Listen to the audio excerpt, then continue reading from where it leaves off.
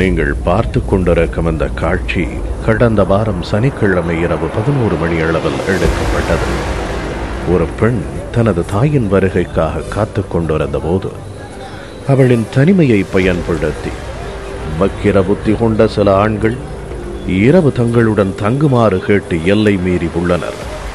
அப்போது அங்கு வந்த அந்த பெண்ணின் தாய் தவறாக நடந்து கொண்ட ஆண்களை அடித்து ஓட ஓட விரட்டினார்.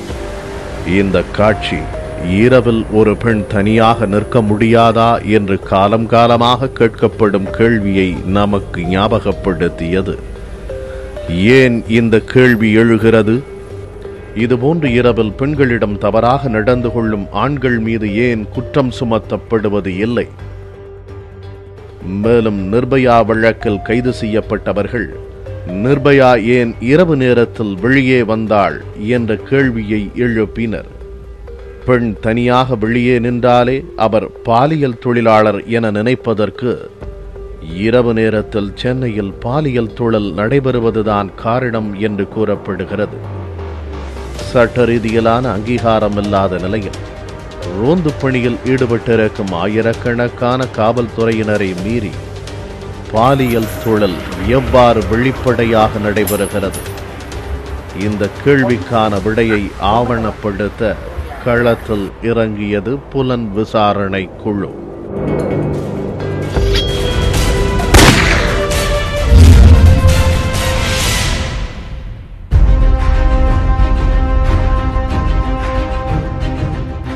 சென்னை பகலை விட இரவில் மிக ரம்மியமானது. வண்ண விளக்குகள், கடற்கரையோரம் குடும்பத்துடன் கூடும் பொதுமக்கள், சாலையோர கடைகள் என அலங்கரிக்கப்படும் சென்னையின் இரவு நேரம் சில ஆபத்துகளையும் கண்முன் நிறுத்துகிறது. பாலியல் தொழில் இரவு நேரங்களில் மட்டுமே அதிகமாக நடைபெறுகிறது என்பதால் ரகசிய கேமராவுடன் புலன் விசாரணை குழு களமிறங்கியது.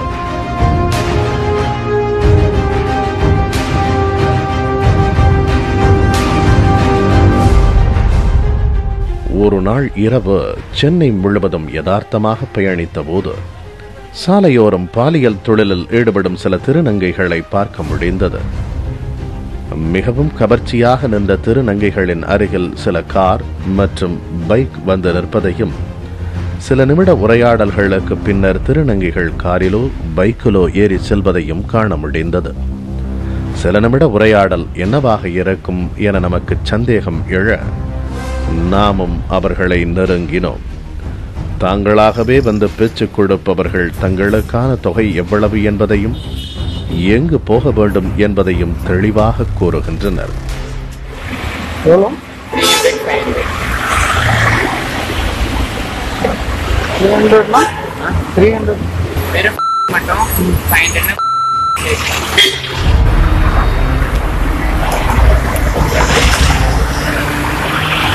இதேபோல் 3 இடங்களில் நாம் விசாரித்தோம். அப்போது பெண்களை வேண்டுமென்றாலும் அழைத்து வருவதாக தெரிவிக்கின்றனர். ஒரு இடத்தில் நாம் பேசிக் கொண்டிருக்கும் போதே மறைமுகமாக அமர்ந்திருந்த ஒரு பெண்ணை நமது கண்முன் வரச் சொன்னது நமக்கு அதிர்ச்சியை ஏற்படுத்தியது.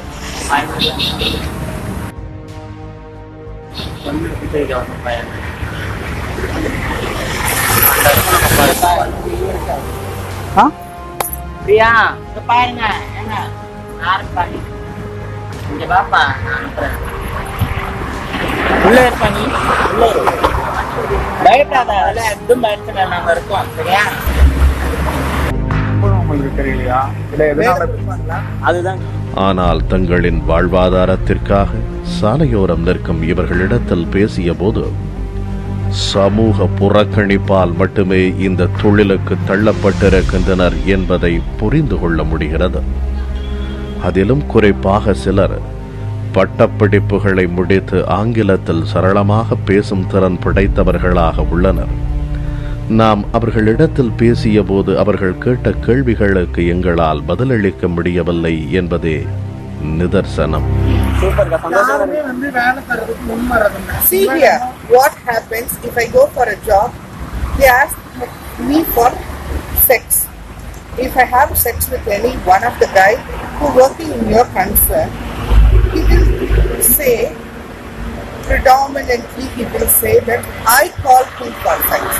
If someone comes to know that we both have sex, அப்போ அவனை தப்பிக்கிறதுக்கு அவனை காப்பாற்றிக்கிறதுக்காக அவன் என்ன சொல்வான், அவங்க தான் எனக்கு கூப்பிட்டாங்க. Society will think we people are only for sex, so I would have called. யாரும் ஒர்க் பண்ண மாட்டோம்னு சொல்ல மாட்டோம். ஈவன் நீங்க கேட்டீங்கன்னா வாட் they will say, எனக்கு ஒரு ஸ்லீப்பர் வேலை கொடுத்தாங்கன்னா ஓகே, ஆனா அதுல நான் ஒழுங்கா இருக்கக்கூடாது, அதுல நான் ஒழுங்கா இருப்பேன். ஆனா என்ன சுத்தி இருக்க சொசைட்டி என்ன ஒழுங்கா பார்க்குமா? இப்போ என் கூட ஒர்க் பண்ற கொலீக் என்ன அவங்க வீட்டுக்கு கூட்டிட்டு போவாங்களா? கூட பிறந்தவங்க அப்பா அம்மாவே ஏற்காதப்போ சொசைட்டி ஏற்கணும்னு நினைக்கிறது ரொம்ப தப்பு. Who is the primary society of the human being? Family. Family itself start crisis there. அப்போ எங்க போய் நிற்பாங்க? இது நிற்கிறது சுலபம் இல்லைப்பா. 4 ரவுடி பசங்க வருவாங்க. முந்தா நேரத்து இந்த பொண்ணு காலில் பாட்டில் விட்டு அடிச்சுட்டு போயிட்டாங்க. யார்கிட்ட சொல்ல முடியும்? ஏதாவது ஒரு அலுவலகத்தில் கழிவறை சுத்தம் செய்யும் வேலை கொடுத்தால் கூட பாலியல் தொழிலை விட்டுவிடுவதாக கூறும் பிடெக் படித்த இந்த திருநங்கை தனது நண்பர்கள் மற்றும் உறவினர்களால் புறக்கணிக்கப்பட்ட சோகம் நமக்கு வேதனையை தருகிறது.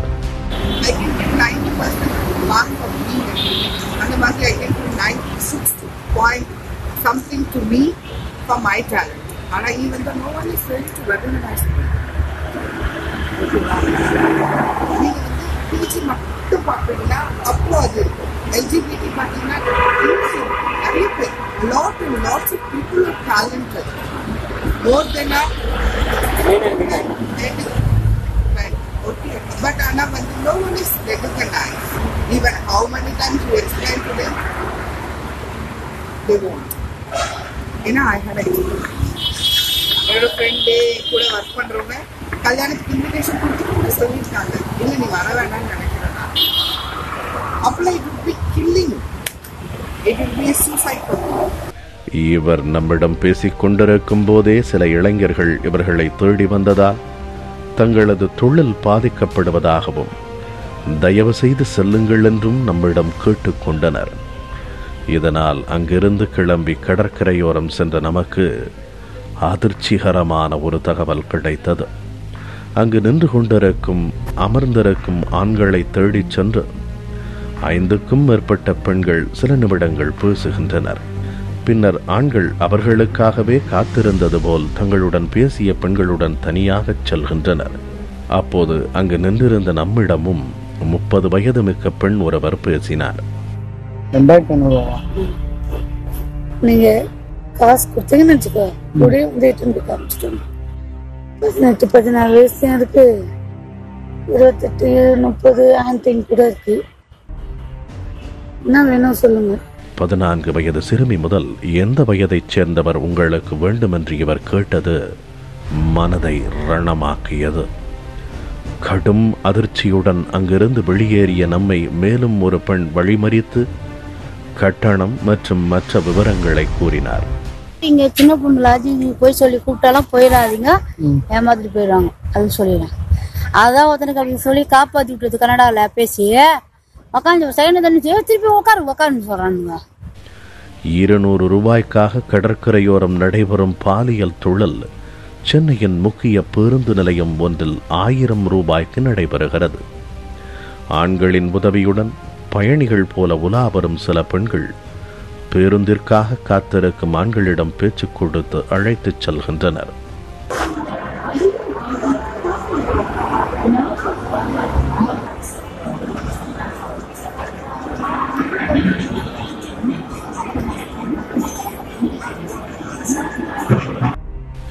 பேருந்து நிலையம், கடற்கரை, முக்கிய சாலைகள் போன்ற இடங்களில் கண்ட காட்சிகள் சென்னை முழுவதும் சுற்றிய புலன் விசாரணை குழுவிற்கு கடும் அதிர்ச்சியை தந்த நிலையில் பாலியல் தொழில் தவறில்லையா, ஏன் இதை செய்கிறீர்கள் என அத்தொழிலில் ஈடுபடும் பெண்களிடம் கேட்டோம். செஞ்சது யார்? சமுதாயத்தில் இருந்தவங்க தானே எங்களை மாற்றினது. நாங்கள் நல்ல ஃபேமிலியில் தான் இருந்தோம், நல்லா மேரேஜ் பண்ணி நல்லா தான் இருந்தோம். எனக்கு வந்த புருஷனே அதில் தள்ளி விட்டான். அப்புறம் நான் என்ன பண்ண முடியும்? அவங்க ஆம்பளைங்க மேலே நம்ம குறை சொல்ல முடியுமா? எல்லா தொழிலையும் தப்பு இருக்குது. எந்த வேலைக்கு போனாலும் தப்பான அந்த இடத்துல நடக்குது, அதெல்லாம் கண்டுபிடிச்சிருவாங்களா எல்லாரும்? இப்போ தப்பான தொழில் நாங்கள் ஒரு ஆளை கூட்டு போகிறதுனால இது தப்பான தொழில்னு சொல்கிறாங்க. இதே நிறைய பெரிய இடத்துல நடக்குது, காரில் நடக்குது, எல்லா இடத்துலையும் நடக்குது. அவங்களெல்லாம் தப்புன்னு சொல்லுவாங்களா? இப்போ போலீஸ் ஸ்டேஷனில் பிடிச்சிட்டு போகிறாங்கன்னா பேப்பரில் போடுறது வந்து விபச்சார அழகிகள் தான் போடுறாங்க. கூட வந்த ஆம்பளையை போடுறது இல்லை, பிடிச்சிட்டு போகிறதும் இல்லை. அவனை அங்கேயே 2 தட்டி விட்டுடுறாங்க காசை வாங்கின்னு. அப்போ வந்து பாதிக்கப்படுறது யார்? அந்த பொம்பளை தான். வீட்டில் குழந்தைங்கிட்ட தெரியாமல். எங்களை போன்ற எளிமையானவர்களிடம் மட்டுமே உங்களால் கேள்வி கேட்க முடியும். தொலைபேசி வந்ததிலிருந்து இந்த நெட்வொர்க் மிக வலிமையானதாகவும் பெரிதாகவும் மாறிவிட்டது என்ற இவரின் வார்த்தைகள் நமது ஆய்வை மேலும் தீவிரப்படுத்தியது. அதன் அடிப்படையில் இணையதளம் மூலமாக தகவலை பெற முயன்றபோது செல்போனுக்கே பெண்களின் புகைப்படங்களுடன் அவர்களின் கட்டண விவரமும் வந்து சேர்ந்தது. அதில் சென்னையின் மிக பிரபலமான நட்சத்திர ஹோட்டலுக்கு வருமாறும் அறிவுறுத்தப்பட்டது. நமக்கு வந்த புகைப்படங்களில் இருந்தது பெரும்பாலும் கல்லூரி மாணவிகளே என்ற அதிர்ச்சி அடங்குவதற்குள் மேலும் பல அதிர்ச்சி தகவல்கள் கிடைத்தது. சென்னை முழுவதும் பம்பரமாக சுற்றிய புலன் விசாரணை குழு சமூகத்தால் புறக்கணிக்கப்பட்டு பாலியல் தொழிலில் ஈடுபடும் சில திருநங்கைகளிடமும் வறுமையினாலோ வற்புறுத்தலினாலோ பாலியல் தொழில் செய்யும் சில பெண்களிடமும் பேசிய போது இந்த தொழிலில் பல லட்சம் ரூபாய் புழங்குவதையும் புரிந்து கொள்ள முடிந்தது. இதனால் ஆன்லைனில் ஆய்வு நடத்திய நமக்கு 10க்கும் மேற்பட்ட தொலைபேசி எண்கள் கிடைத்ததோடு இதற்கென்று ஒரு இணையதள நெட்வொர்க் இயங்குவதும் தெரிய வந்தது. அதைத் தொடர்ந்து நமக்கு கிடைத்த தொலைபேசி எண் ஒன்றை நாம் தொடர்பு கொண்டோம்.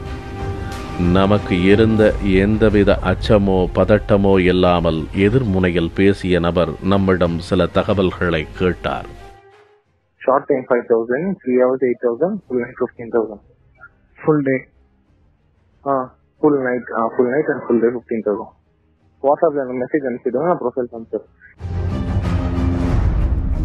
அவர் கூறியபடியே வாட்ஸ்அப்பில் பெயர் ஒன்றை நாம் அனுப்பியதும் 25க்கும் மேற்பட்ட புகைப்படங்கள் வந்து குவிந்தன. இதைத் தொடர்ந்து மீண்டும் ஒரு எண்ணை தொடர்பு கொண்டோம். எதிர்முனையில் பேசிய பெண் ஒருவர் ஹை கிளாஸ், மீடியம் கிளாஸ் என்ற தரவரிசை இருப்பதாக கூறி உரையாடலை தொடர்ந்தார். அவர் பேசிக் கொண்டிருக்கும் போதே நம்முடைய கைபேசியில் புகைப்படங்கள் குவியத் தொடங்கின. எங்கே வருவது, யாரை சந்திக்க வேண்டும் என்று கேட்டபோது நுங்கம்பாக்கத்தில் உள்ள பிரபல நட்சத்திர ஹோட்டலின் பெயரை குறிப்பிட்டு அங்கு வர வேண்டும் என்றும் அரை வாடகை உட்பட 1 மணி நேரத்திற்கு 15,000 ரூபாய் என்றும் தெரிவித்தார். Hello, good evening sir. Tell me. Sir, madam ஆன்லைன்ல இருந்து இந்த நம்பரை நான் எடுத்தேன்.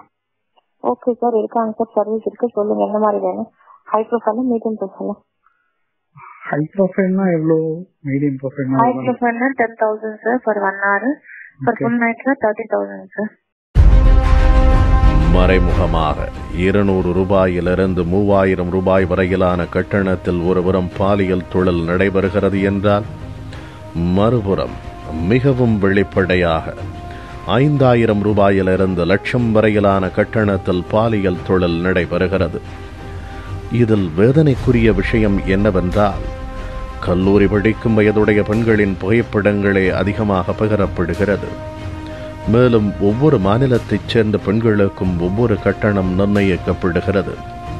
பாலியல் தொழில் கடுமையான குற்றம் என்று கருதப்படும் நிலையில் தங்களின் கோரிக்கைகளாக பாலியல் தொழிலாளர்கள் என்ன முன்வைக்கிறார்கள் என்பதையும் பதிவு செய்ய முற்பட்டது புலன் விசாரணை குழு. பாலியல் தொழில் தப்புன்னு யார் சொன்னது? இது வந்து நாங்கள் தப்பான தொழிலுன்ட்டு சொல்லக்கூடாதுன்னு தான் நாங்கள் எல்லாருக்கிட்டே சொல்லிகிட்டு இருக்கோம். இது நாங்கள் எங்கள் சொந்த பணத்தை போட்டு நாங்கள் ஏதோ முதலீடு போட்டு நாங்கள் வேலை செய்யலை. எங்கள் உடம்பு வச்சு தான் நாங்கள் சம்பாதிக்கிறோம். இது தப்பான தொழில் சொல்லவே கூடாது. ஃபஸ்ட்டு நாங்கள் யாரையும் போய் கைப்பிடிச்சி இழுக்கலை. இப்போ ஆம்பளைங்க பார்த்தீங்கன்னாக்கா நிறைய பேர் சின்ன சின்ன குழந்தைங்கள கெடுக்கிறானுங்க, வயசானவங்க நிறைய பேர் ரேப் பண்ணுறாங்க. நிறைய பேர் வீட்டில் அதுக்கு படுக்கலைன்றதுக்காக கொலை பண்ணுறவங்களாம் எவ்வளோ பேப்பரில் படிக்கிறோம் நம்ம. இப்போ நாங்கள் இல்லைனாக்கா அது மாதிரி நிறைய பிரச்சனைகள் நடக்கும். பாலியல் தொழிலை தவறு என்று யார் சொன்னது என கேள்வி எழுப்பும் இவர்கள் தங்களுக்கென்று ஒரு அமைப்பை உருவாக்கி பாலியல் தொழிலில் ஈடுபடுபவர்களுக்கு காண்டம் குறித்த விழிப்புணர்வை ஏற்படுத்தி வருவதாகவும் அரசும் அதற்கு முன்வர வேண்டும் என்றும் கோரிக்கை வைக்கின்றனர். என்ன சமுதாயத்தில் எங்களும் ஒரு பெண்கள் மாதிரி பார்க்கணும். அடுத்த பெண்களுக்கு எப்படி மரியாதை அந்த மாதிரி கொடுக்குறாங்களோ அதே மாதிரி எங்கள் பிள்ளைங்களுக்கும் எங்களுக்கும் நல்ல ஒரு மதிப்பு மரியாதை இருக்கணும்னு நாங்கள் எதிர்பார்க்குறோம். தொழில் ரீதியில் இருக்கிற ஆளுங்களுக்கு இப்போ ஹெச்ஐவி எய்ட்ஸில் பாதிக்கப்படுற ஆளுங்களுக்கு ஆகட்டும், அவங்களுக்கு மெடிசன்னு சொல்லிட்டு அவங்களுக்கு டெஸ்டிங்னு சொல்லிட்டு இந்த மாதிரி தொழிலுக்கு போகிற ஆளுங்க பாதுகாப்பெலாம் இருக்கிறதுக்கு காண்டம் பற்றி சொல்லி காண்டம் கொடுத்துட்டு அவங்களுக்கு ஒரு விழிப்புணர்வு அவங்களுக்கு ஒரு கவுன்சிலிங் மாதிரி இருக்கணும்னு நான் ஆசைப்படுறேன். ஆனால் சட்ட ரீதியிலோ அல்லது வேறு விதமான அங்கீகாரங்களையோ கொடுப்பது பெண்களுக்கு எதிரான வன்முறைகளுக்கு அனுமதி கொடுப்பதாகத்தான் இருக்கும் என்கிறார் லட்சுமி ராமகிருஷ்ணன். பெண்கள் ஒரு போக பொருள் கிடையாது. they are far more than their body. அவங்களோட உடல் மட்டும் இல்லாமல் அவங்களுக்குள்ள ஒரு ஒரு இண்டிவிஜுவல் இருக்காங்கங்கிறத தான் நம்ம ஃபைட் பண்ணிகிட்ருக்கோம். நம்ம காலங்காலமாக பெண்களை அப்படி பார்க்கல, அவங்கள ஆப்ஜெக்டிஃபை தான் பண்ணியிருக்காங்க. ரைட் ஃப்ரம் நம்மளோட ரிச்சுவல்ஸ்லேருந்து நம்மளோட பழக்க வழக்கங்கள்லேருந்து பெண்களை ஆப்ஜெக்டிஃபை தான், ஒரு பொருளாக தான், ஒரு போக பொருளாக தான் இவ்வளோ நாள் நடத்தியிருக்காங்க. அதுக்கு எதிராக தான் நம்ம ஃபைட் பண்ணிகிட்ருக்கோம். அப்படி இருக்கும்போது இந்த விஷயம், இந்த செக்ஸ் இண்டஸ்ட்ரி, அதுக்கு ஒரு இண்டஸ்ட்ரின்னு ஒரு பேரை கொடுத்து அதுக்கு செக்ஸ் ஒர்க்கர்ஸ்னு ஒரு விஷயத்தை கொடுத்து அதை ஒரு இண்டஸ்ட்ரியாக பார்க்கணும்னு சொல்கிறது ரொம்ப அநியாயமான விஷயம். ஏன்னா எப்போ இருக்கா நம்ம ஒரு பெண்களை ஒரு பொருளாக பார்க்காதீங்க, நாங்கள் செக்ஸ் சிம்பிள்ஸ் கிடையாதுங்கிறது ஒரு விஷயத்துக்காக ஃபைட் பண்ணுறோமோ, அது எவல்யூஷனாக கூட இருக்கலாம். அந்த காலத்தில் அப்படி இருந்திருக்கலாம். ஆனால் இப்போ நாங்கள் அப்படி இருக்க விரும்பலை. ஒரு பெண் அந்த பொண்ணு என்னோட ரெப்ரசன்டேஷன். ஒரு பெண்ணை அங்கே ஒரு வியாபார பொருளாக நீங்கள் பண்ணுறீங்கன்னா அப்போ எனக்கு என்ன மரியாதை இருக்குது? உங்கள் தாய்க்கு என்ன மரியாதை இருக்குது? அந்த பெண்ணும் தாய் தானே, அந்த பெண்ணும் அக்கா தானே, அந்த பெண்ணும் தங்கச்சி தானே, அந்த பெண்ணும் ஒருத்தரோட மகள் தானே. பாலியல் தொழிலே இருக்கக்கூடாது என்பது ஒரு தரப்பினரின் கருத்து. பாலியல் தொழிலுக்கு சட்ட அங்கீகாரம் கொடுக்க வேண்டும் என்பது மற்றொரு தரப்பினரின் கருத்து. ஆனால் பொருளாதார சூழல் காரணமாகவோ அல்லது தனது சுய விருப்பத்தின் பேரிலோ பாலியல் தொழிலில் ஈடுபடுபவர்களை ஒரு குற்றவாளியாக நாம் பார்க்கக்கூடாது என்றும், கட்டாயப்படுத்தி ஒரு பெண்ணை பாலியல் தொழிலில் ஈடுபடச் செய்வது மட்டுமே குற்றம் என்றும் தென்னிந்திய எய்ட்ஸ் செயல் திட்ட இயக்குனர் ஷியாமளா நடராஜ் கூறுகிறார். நம்ம சட்டம் பிரகாரம் பாலியல் குற்றம் அல்ல. நம்மளோட சட்ட பிரகாரம் ப்ராஸ்டிடியூஷன் இஸ் நாட் இல்லீகல். இதே நிறையா பேருக்கு தெரியாது. என்ன இல்லீகல்னா டிராஃபிக்கிங். எந்த சந்தர்ப்பத்திலையும் கட்டாயப்படுத்தி ஒரு பொண்ணையோ ஒரு ஆணையோ ஒரு குழந்தையோ இந்த தொழிலில் வைக்கிறது டெஃபினட்டாக குற்றம். There is no two ways about. பாலியல் தொழில் அனுமதிக்கப்பட்டதா, சட்ட ரீதியிலான அங்கீகாரம் வேண்டும் போன்று விவாதிப்பதற்கு முன்பு இந்த விஷயத்தின் அடிப்படை என்ன என்பதையும் ஆராய வேண்டும் என்றும், பொதுவாக இதை பேசக்கூடாது என்றும் இவர் கூறுகிறார். எவ்வளவோ காரணத்தினால மனுஷா பாலியல் தொழிலில் போவாங்க. அந்த பெண்கள் மட்டும் இல்லை, ஆண்களும் சேர்த்துருக்காங்க இதில். அந்த மாதிரி சூழ்நிலையை புரிஞ்சுண்டு, பல காரணத்தினால இது நடக்கிறதுங்கிற சூழ்நிலையை புரிஞ்சுண்டு அவங்க இதை நீங்கள் சட்ட பிரகாரம் அங்கீகரிக்கணுமா அங்கீகரிக்க கூடாதா இந்த இடத்துக்கெல்லாம் போகவே இல்லை. அண்ட் நானும் அங்கே கமெண்ட் பண்ண போகிறதில்ல. But the most important thing in my view is to make sure that people who are voluntarily in sex work, எப்படி வேணாலும் வந்திருக்கலாம், ஒரு காலத்தில் கட்டாயப்படுத்தி வந்திருக்கலாம், பட் இன்னைக்கு இருக்கிற சூழ்நிலையில் அவங்க இல்லைங்க நாங்கள் இதை பண்ணுறோம் எங்கள் விருப்பத்தோட பண்ணுறோன்னு சொல்கிறவங்க மேலே நீங்கள் ரெய்டை பண்ணாதீங்க, அவங்கள பிடிச்சி ஃபைனை போடாதீங்க, அவங்கள அடித்து ஜெயிலுக்கு அனுப்பாதீங்க. So what I'm talking about is decriminalization. And that is I think the first step. அதுக்கப்புறம் நம்ம அதை சட்டத்தில் அங்கீகரிக்கணுமா இல்லையா, வேணுமா வேண்டாமா, அதெல்லாம் பெரிய டிபேட். அந்த டிபேட்டுக்கு போகிறதுக்கு முன்னாடி இந்த டிபேட்டே நம்ம நடத்தலை. பாலியல் தொழில் என்பதை நாம் பெண்களோடு மட்டும் தொடர்புபடுத்தி பார்க்கின்றோம். ஆனால் இதற்கென்று தேடிச் செல்லும் ஆண்கள் மீது எந்தவித குற்றச்சாட்டும் இதுவரை சுமத்தப்படுவது இல்லை. விபச்சார அழகிகள் என்ற அவப்பெயருடன் சில பெண்களின் புகைப்படங்களே வெளிவரும் நிலையில் தற்போதைய சட்ட விதிமுறைகள் என்ன, சட்டத்தில் திருத்தம் கொண்டுவர என்னென்ன பரிந்துரைக்கப்பட்டுள்ளது போன்ற கேள்விகளை இம்மாரல் டிராஃபிக் பிராஸ்டிடியூஷன் இன் இந்தியா என்ற பாலியல் தொழில் குறித்த புத்தகம் எழுதியுள்ள முன்னாள் காவல்துறை அதிகாரி சித்தண்ணனிடம் முன்வைத்தோம். இந்த சட்டம் அப்படிங்கிறது SITA act, SITA, suppression of immoral traffic in women and girls act 1956 அப்படின்னு சொல்லியிருந்தாங்க. அந்த சட்டத்தை 1956 அமலுக்கு வந்த இந்த சட்டத்தின்படி விமன் அண்ட் கேர்ள்ஸ், பெண்கள் மற்றும் பெண் குழந்தைகள் மட்டும்தான் பாலியல் தொழிலாளியாக சித்தரிக்கப்பட்டார்கள். அவர்களுக்கு தான் தண்டனை கொடுக்கப்பட்டது. ஆனால் 1978 ஒரு அமெண்ட்மெண்ட் கொண்டு வந்தாங்க. அதுக்கப்புறம் 87 ஒரு டிராஸ்டிக்கா ஒரு அமெண்ட்மெண்ட் கொண்டு வந்தாங்க. ஒரு சட்டத்தில் திருத்தம் கொண்டு வந்தார்கள். அதுக்கு பிரகாரம் இந்த விமன் அண்ட் கேர்ள்ஸ் அப்படின்னு எங்கெங்கெல்லாம் இருந்ததோ அதை அப்படியே மாற்றி அந்த சட்டம் அந்த வார்த்தைகளையே எடுத்துட்டு அதுக்கு பிறகு பெர்சன் அப்படின்னு போட்டாங்க, நபர் அப்படின்னு எடுத்துட்டாங்க. சட்டத்தினுடைய தலைப்பே கூட சீதா ஆக்ட் அப்படின்னு சொல்லிட்டு இருந்தாங்க. அதையும் எடுத்துட்டு இம்மாரல் டிராஃபிக் பிரிவென்ஷன் ஆக்ட் 1956 என்று மாற்றி விட்டார்கள். ஸோ இப்போ பார்த்தீங்கன்னா ஆஸ் ஆன் டேட்ல ஒரு பாலியல் தொழிலாளி அப்படின்னாலே ஒரு பெண் அப்படிதான் எல்லாருமே சொல்லுவாங்க அல்லது பார்ப்பாங்க. ஆனால் சட்டம் அப்படி பார்க்கல. பாலியல் தொழிலில் ஈடுபடுபவர்கள், அது லாப நோக்கில் ஈடுபடுபவர்கள், ஒரு ஆணாக இருந்தாலும் பெண்ணாக இருந்தாலும் அல்லது ஒரு திருநங்கையாக இருந்தாலும் யாராக இருந்தாலும் சரி, பாலியல் வேறுபாடின்றி அவர்கள் தண்டனைக்குள்ளாக வேண்டும்.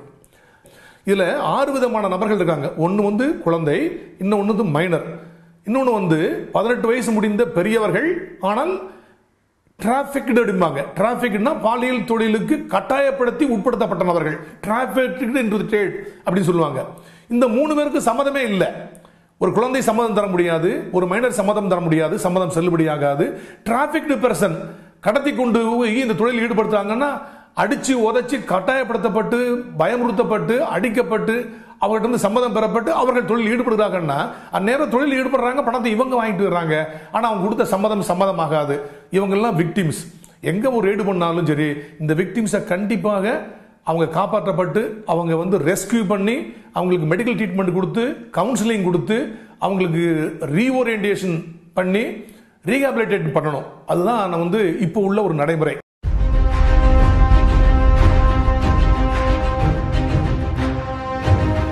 பாலியல் தொழில் குறித்து பலருக்கும் மாறுபட்ட கருத்துகள் இருந்தாலும் பெண்களுக்கான பாதுகாப்பான சூழலை உருவாக்கிட வேண்டும் என்பதும் அவர்களின் சுயமரியாதை பாதுகாக்கப்பட வேண்டும் என்பதும் அனைவரும் ஏற்றுக்கொள்ளக்கூடிய ஒன்று.